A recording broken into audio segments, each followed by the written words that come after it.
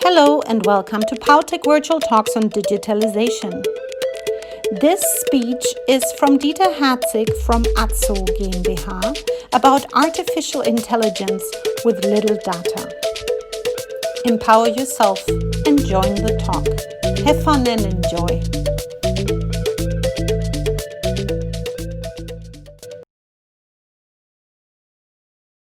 Thank you for this introduction. My name is Dieter Herzig. I'm the CDO of Aso, as you have heard. And today I want to explain a little bit what can be done with little data if you do not have the big data everyone talks about with artificial intelligence or especially machine learning in the raw material conveying systems. I'm from the Aso Group, and the Aso Group is a family-owned company which is doing systems, conveying systems for raw material handling, raw material analytics. So raw material is our passion, and our systems are designed for product feeding, screening, storage conveying, suction conveying, container systems. We are based in Germany, in the south of Germany, in Osterburgen, and we have subsidiaries in Europe and outside of Europe in USA, Thailand, China, Russia. Inside, we are divided in 4 divisions. One division for the food area, for instance, for ready meal and baked goods. The other one for the vital area. These are milk products and pharmaceuticals, and so on with chem and poly for body care, paint, varnishes, PVC, dry blend, and compounding. In total, we are about 1,000 employees, and our turnover is 100 million euros. Some pictures about systems we are doing. And on the left side, we see a typical conveying system with conveying pipes coming from the silos. In the middle, we see container-based systems. So our shuttle doors, where the raw material is filled into containers and then transported manually above and below automatically with AGVs. But also we are handling minor ingredients, totally integrated into the control system. And on the lower left, you see such a control system, a plant for toothpaste, for instance. We will concentrate today a little bit to the left side to pneumatic conveying systems.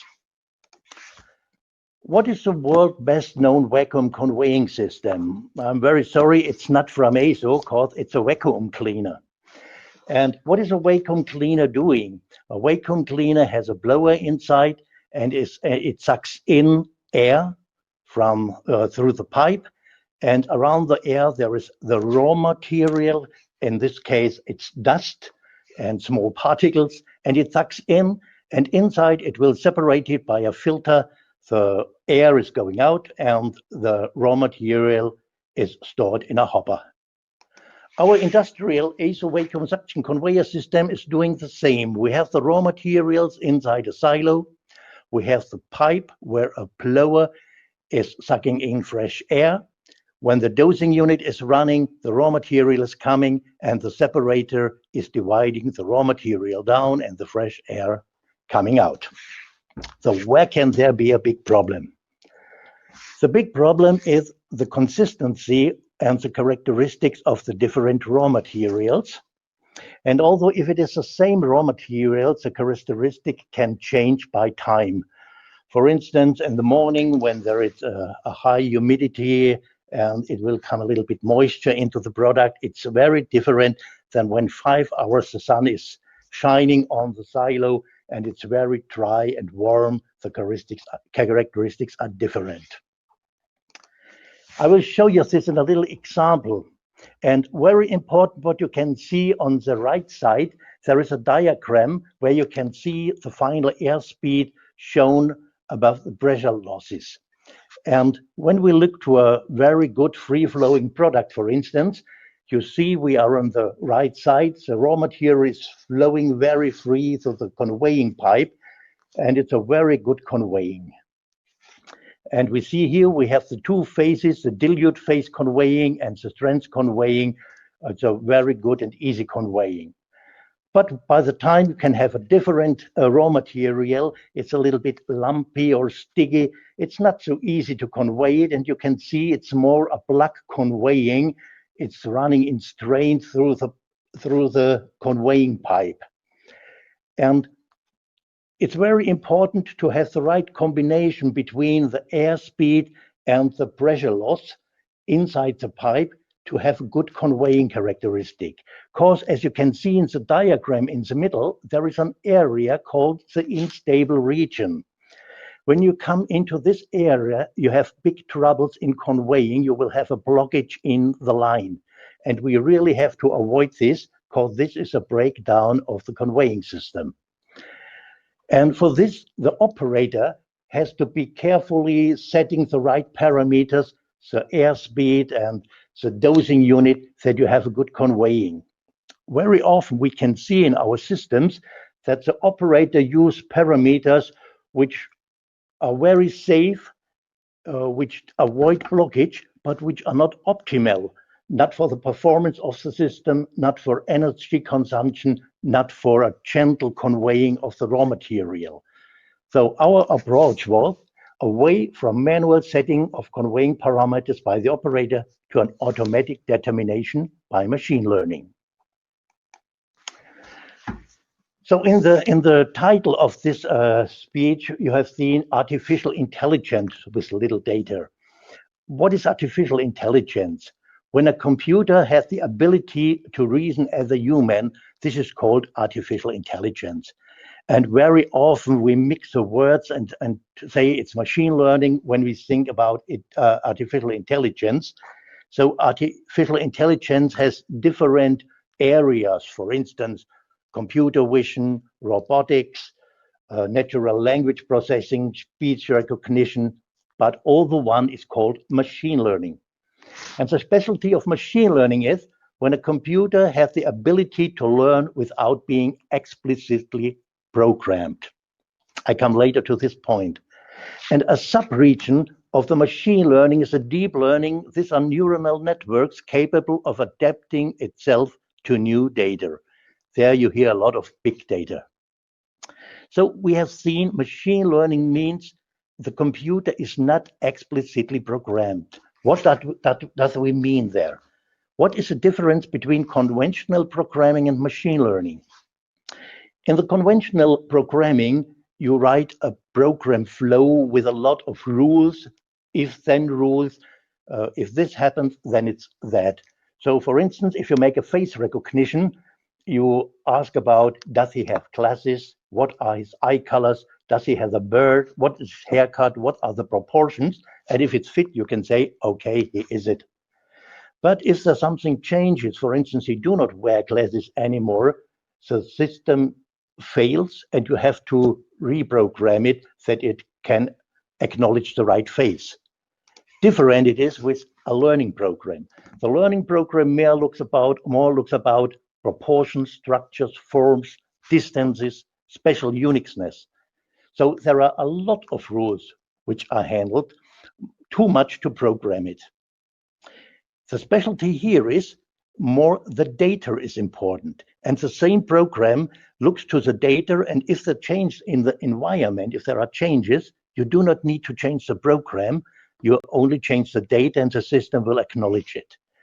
So for the solution of complex problems which cannot be solved with conventional programming, you can use machine learning. Well, if we go a little bit deeper into machine learning, you will see there are all the different types. For instance, unsupervised learning or supervised learning. Both are working with the structure learning from observations and descriptions. So they look to examples of data and generalizes these. Unsupervised learning used for clustering. For instance, you have a set of data and this data belongs to A, this data belongs to B, this data belongs to C. It's done by itself through the characteristics of the data. Supervised learning means used for classification and regression. An operator will help the system. He's tagging the data and tells the system, for instance, in a binary tagging, this data set is good, this data set is bad.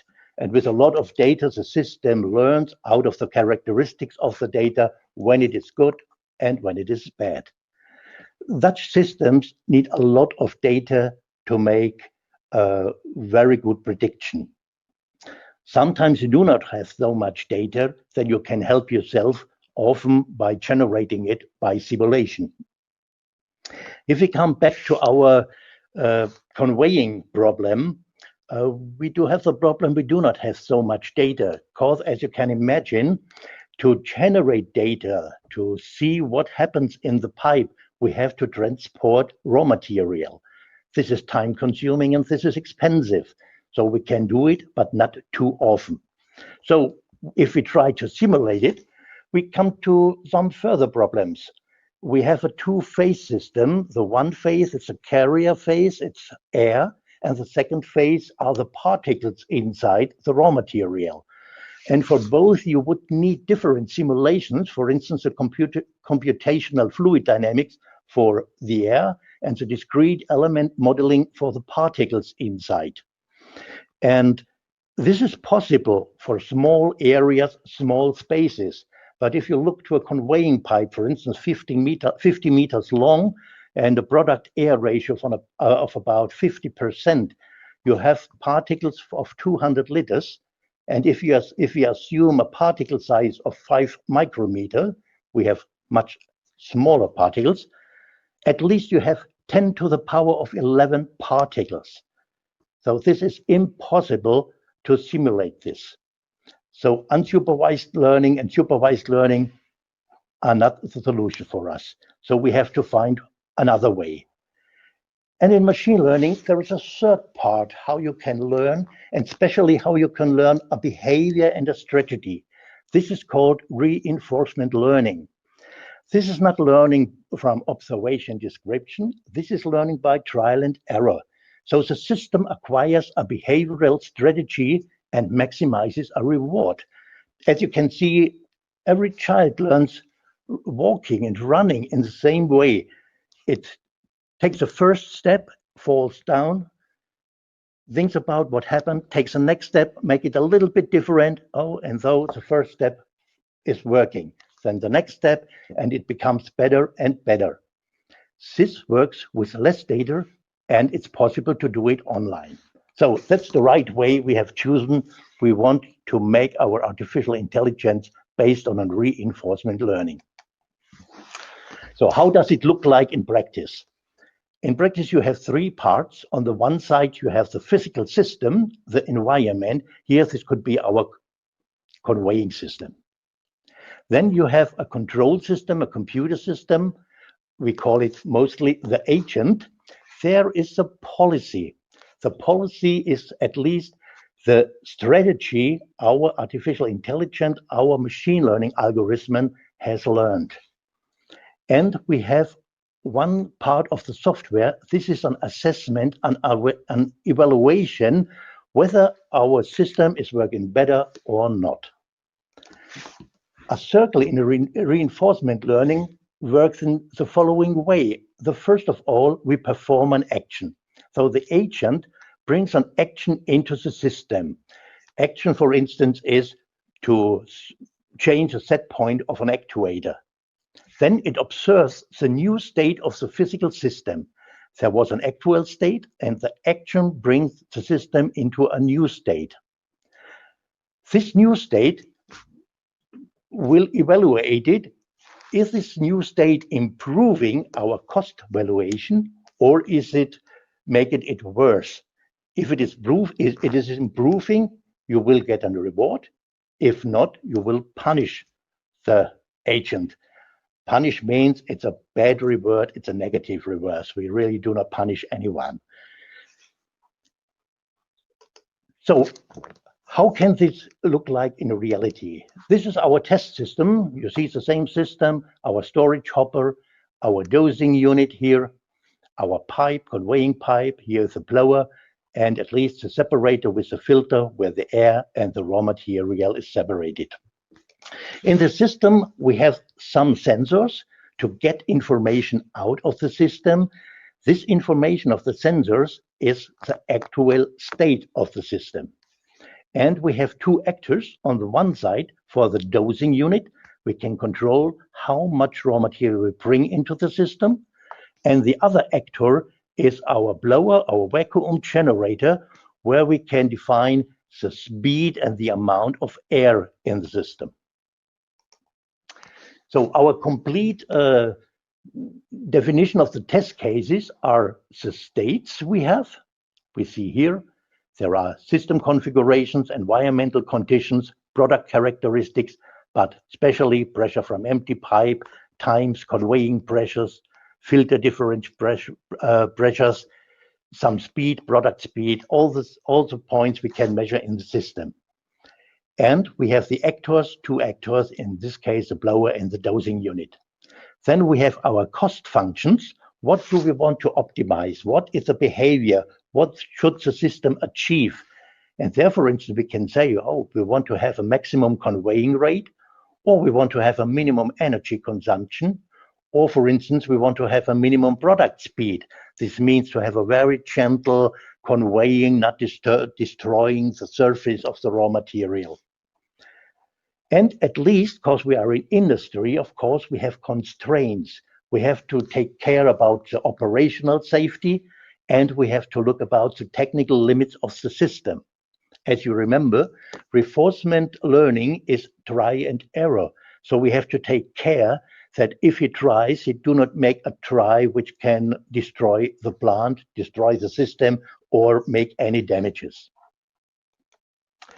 Well, the next thing what you have to do is to search for the most suitable reinforcement learning algorithm. So reinforcement learning is not one strategy, one algorithm. There is a big family of different algorithms, and one of the challenges is to find the right one. To find it, you can give you some questions. For instance, how is the state space and the action space configured? Are there discrete elements, switch on, switch off, or are there continuous elements? For instance, the speed, which has different values. Then what's about the observability? Can we observe the complete process or only partial? This means, does we have, for every state, do we have sensors and information of the system, or are there some spots in the system where we do not know about? Then the tracking of the quality parameters. Where can we say it's good or not good? Do we have this continuous or only regularly, or do we only know at the process end? For instance, if you are dosing, at the end you know the end weight, was it correct or not correct? And then you have to think about the dead time. Remember, we make an action and then we look to the state, which is the answer of the action. Sometimes there is time between your action and the answer. In our system, we have in the state space 18 dimensions, in the action space 2 dimensions. This is important for the size of the neural network you are designing, and the computers, the CPUs and the GPUs, what you have to use depends on the number of your dimensions. The observability is partial. We do not know on a 50-meter line on every point what the pressure is, what the speed is. We have several points where we know it, but not everywhere. The tracking is continuous. We have a scale. The scale gives us every time values. And the dead time is very high, about 20 and 40 seconds. So if you imagine a 50-meter conveying pipe, you make a change in the dosing unit, and the scale is at the end of the hopper. You need the time until the raw material comes to the scale, and we see the change of our action. So when I show you here only some algorithms for the continuous spaces, you see that there is a correlation between robustness and data efficiency. Robustness in this case means how good does an algorithm generalize. Generalize means you have learned and trained the system to one specific situation. How good can he predict a different situation? Can he make good prediction or not so good prediction? And data efficiency means how much data do you need to make the predictions. And there are algorithms which are very robust and algorithms which are very data efficient. And our target, of course, for our industrial reinforcement learning is to have a robust algorithm with little data. Well, what that? I told you the metric in that reinforcement learning is the cost function. In the cost function, you make the reward. You say, okay, what have my action done to the complete system? And there are different strategies. For instance, a Q-learning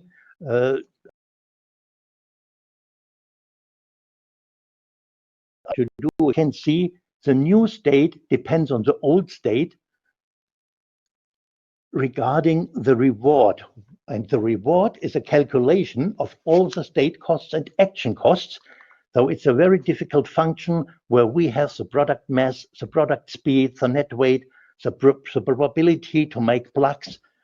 We have the frequency of the blower and the dosing unit in it. And for each sensor, we calculate the reward and bring it into this system.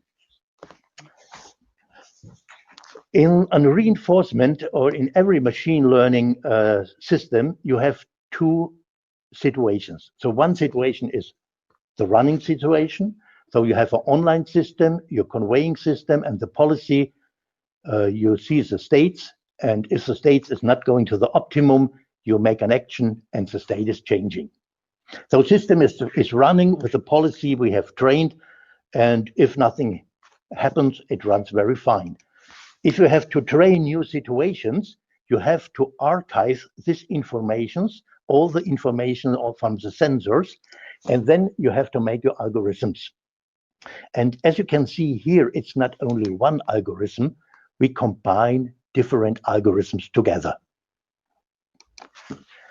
So let's see what can be the results of this.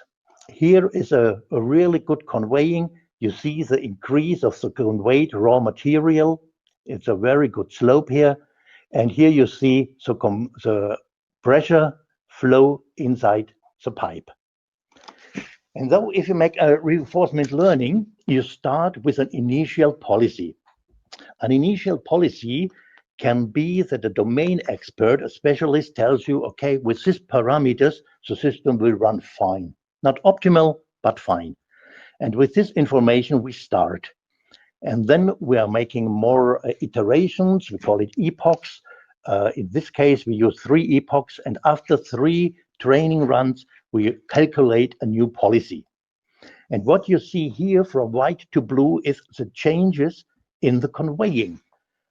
After 11 trainings, we reached from an initial policy, not bad, not the best, but not bad, an increase of 30% to the new policy where the conveying was optimized for a maximum throughput.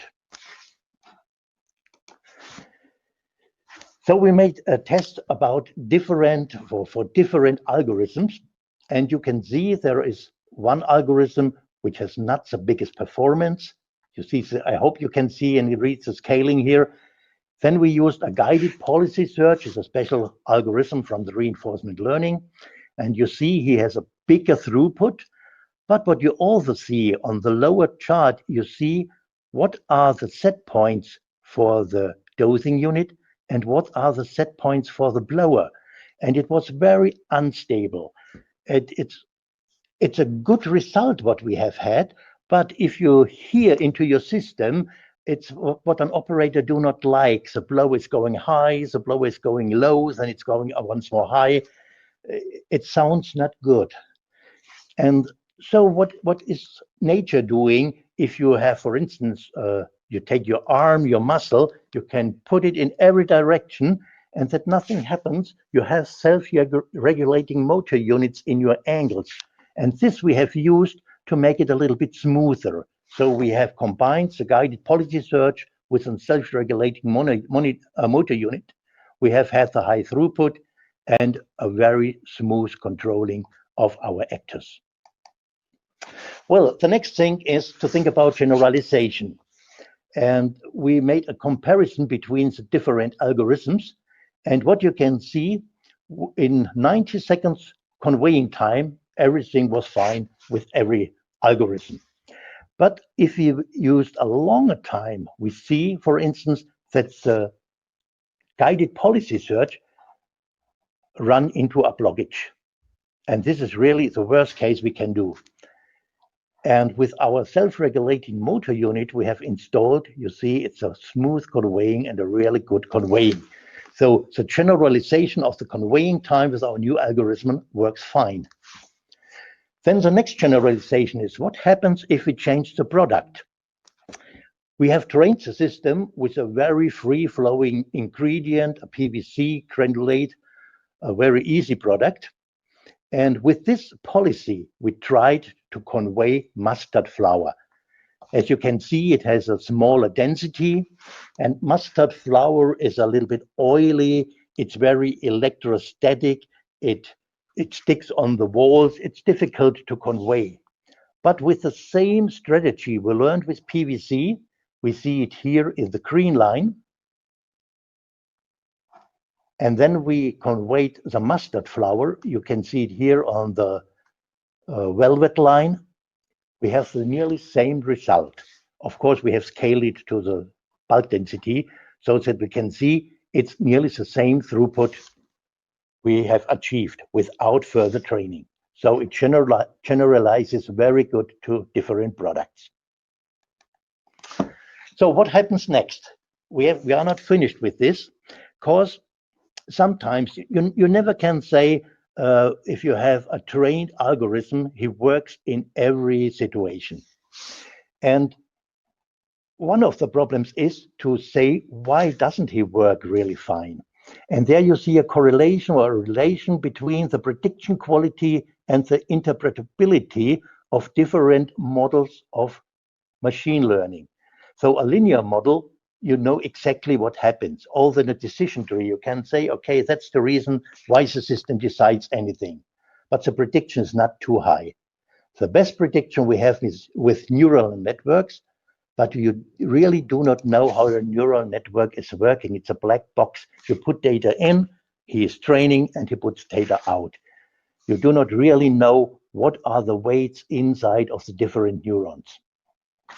So what we are doing here is that we look about the features. Features are the sensors, the data we have, and look to the features and make a performance analysis. There are possibilities, algorithms like Sharp or Rime, and then we evaluate what is a positive reward, what is a negative reward over the time for each sensor, to see, okay, in this situation, this sensor is very important, in another situation, another one. So we learn more about what happens inside our network. Another thing you have to take into account is what happens if the system is changing, for instance, by operation, or we are doing it with little data, and with little data means every time you have a distribution mismatch. What does this mean? In both cases, the same problem. The real state space or state and action space is bigger than we have trained. And what happens if a situations come where we haven't trained? What happens there? Is the system totally confused, or is it still generalizing?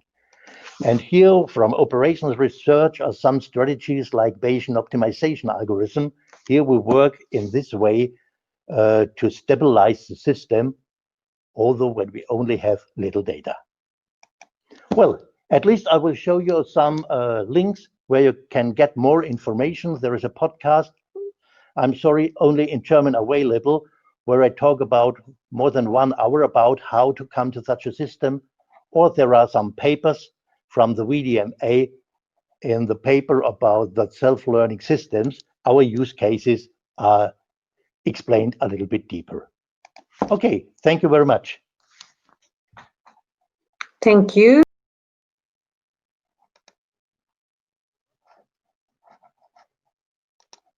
Hey. Perfect. Okay. Great. Thank you very much. You're welcome. It's very interesting. I look at the chat. Yes, it's the first question, but there are not so many questions. Perhaps you all just be in process of formulating a question. So I take the chance and ask a first very general question. since when has Aso been working on digitalization, industry 4.0, and what were the first steps, Mr. Herzig? Oh, that's very difficult because we started to do our first control system, which is a kind of digitalization. In 1983, we started with the first PC and controlled processes by digital devices. But if we look to Industry 4.0 and digital transformation, well, we have made an own project for it and started 5 years ago. So we made a workshop, what is the future of Aso? And in this vision for Aso, we talked about the vision is to go into a digital world. The world around Aso will become digital, and what have we to do to live in this world? And then we started with the first projects, and in the workshop we analyzed 5 different areas in which we want to work, and one of these was to use intelligent systems, to use machine learning to improve our systems. Okay, thank you. I have activated Mr. Köckel, so he could also talk if he can. He can ask his question personally. And Mehmet AK, I can also give it a try. Then you can also ask your question personally. You are activated, so you can, if you would like to talk, then you can also talk. If not, we can read your question. Mr. Köckler is asking what you or what we can learn from the bad conditions when in a factory environment these are generally avoided and therefore happen very seldom. Yeah, well, I understand this question very well. This is a question we always give to ourselves when we think about predictive maintenance. Because in predictive maintenance, you want to learn a situation which you do not like to have, a damaged product. And this is really a problem when you use supervised learning and unsupervised learning. Because there in supervised learning, you take the data quality, and say, these are the data for the good situation, and these are the data for the bad situation. And this should be very balanced information, and you very seldom have the bad situation. And though many of the algorithms don't work really well. In reinforcement learning, it's different, because he do not look what is really good or bad. He looked to the behavior and to the strategy inside the system and try to optimize and benefit. And so he do not need, or he do not say this is a bad situation, but he thinks about, when I make an action, it brings me to my target or I go back from my target. So the situation itself is not so important. The target where he should go to, this is important. Thank you. Mr. Köckel, I hope this was clear. There is another question from Mehmet AK. I'm a late corner to the seminar. How does your system differentiate or learn between different characterizations of the powders? Example, free-flowing versus cohesive. Yes, we do not learn the raw materials. We learn the behavior of particles inside the pipe, in the conveying pipe. And the actions we give to the system make a change in the states, and this state we are learning. And these states are different, of course, by free-flowing powder and cohesive powders, but this is a part of the neural network that he knows what is the next step, how to bring the next step to come to the optimum. Okay.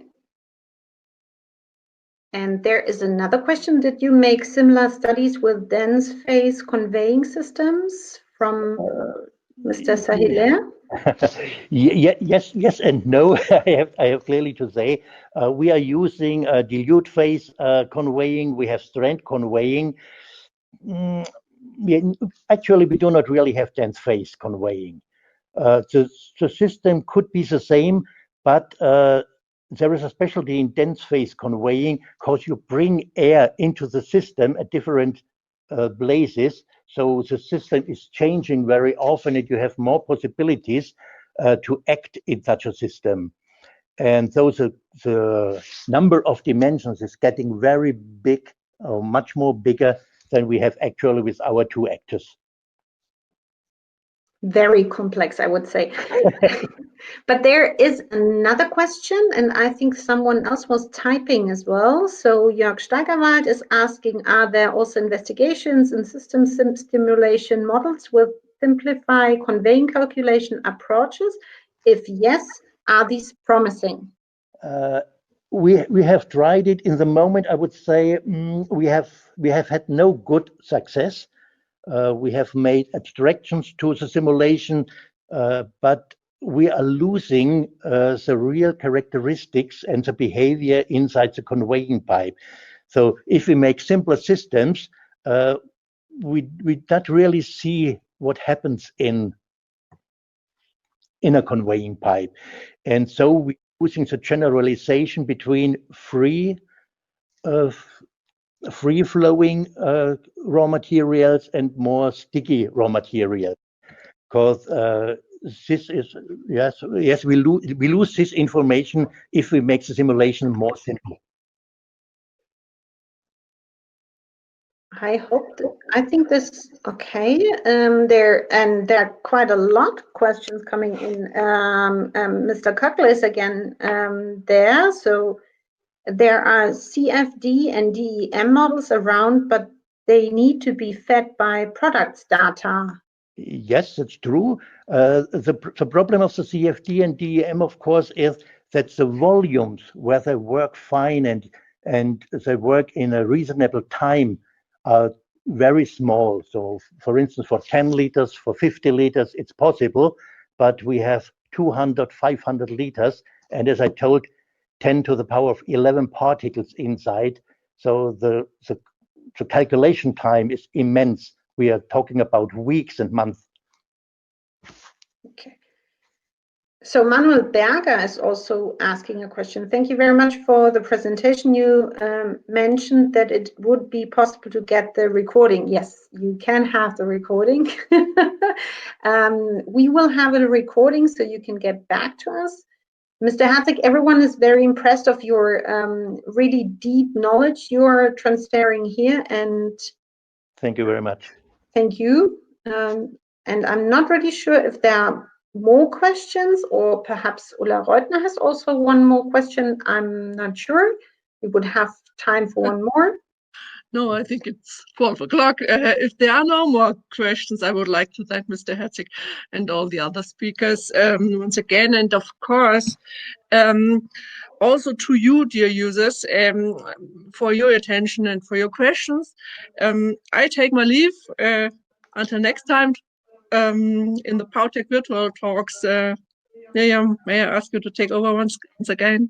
Yes, so thank you to all speakers from the whole PowTech team. Thank you for the very interesting speeches, and also for all the participants to taking part, asking questions, being part of this, even if it's digital and even if we can't see each other. But I find very impressive that still there is communication inside, even if a speaker is not hearing us, it can go on. So I'm very glad that we have so inspiring people around us. And we thank you. We will be here again in the beginning of December, on the 10th of December.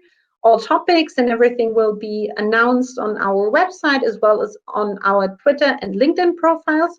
So please follow us, contact us, like us, comment on us, and we are really glad to hear your ideas, or if you have anything else you would like to tell us, then always get in contact by email, or anyhow, you can try to contact us even on phone. We are always available.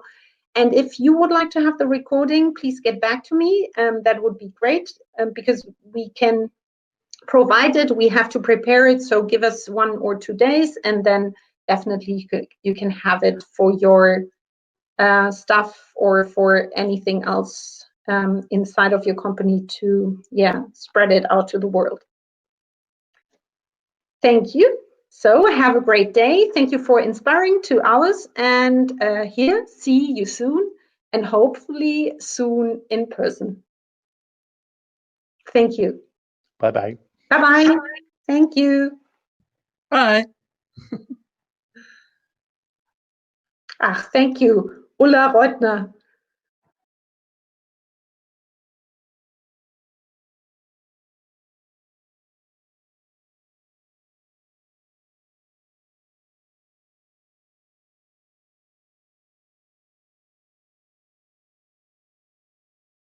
Thank you. Thank you, Heike.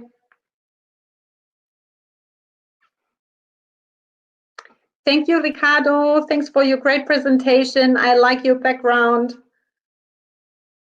Yes, if you would like to receive the recording, please send us an email.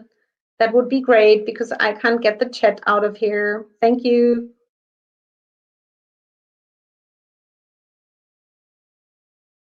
See you soon.